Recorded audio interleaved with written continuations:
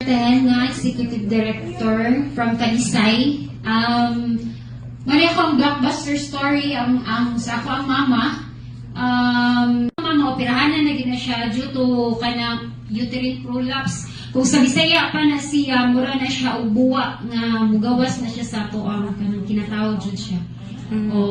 Unya, maunto nga tungod kay mahadlok niya akong mama, 71 years old siya ana nga tay. Gusto ko nga kung maoperahan siya, basko gihapon siya kay naman siya sa hospital, among gipa-check balik. Ingon ang doktor, way problema sa iyang operation. Ang problema na sad is kanang nihubag yung gallbladder, tapos multiple gallstones. Okay. Muna na yun to. Ingon na yun ang doktor nga, immediate operation niya. Katong time wala dyan ni kwartos, akong gipakuan. Nangita may pagi nga makakuha mo kwarta para maka-express package mo. Yes. Muna detox program ng musiya niya.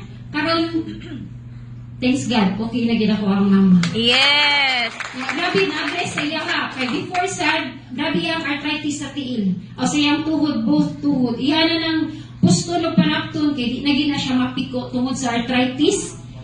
Manghihi siya, magbarog na lang yun. Pero karon budagan na siya.